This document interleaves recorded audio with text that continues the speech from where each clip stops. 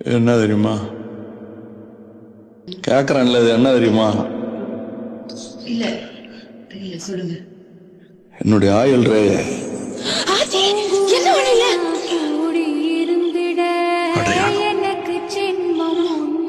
என் ஆயுள் ரே. அண்ணலட்சுமி நான் கற்பழிச்சேன்னு சொல்லியிருப்பாங்களே. அண்ணலட்சுமி யாரு தெரியுமா? பொண்டாட்டி.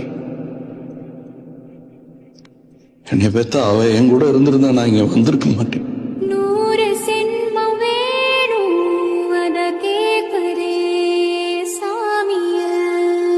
என்ன இருக்கிற சாமிய? 100 செம்மம் கூட போதுமா? 100 செம்மம் நமக்கு போதுமா? வேற வர ஏதும் கேப்பமா?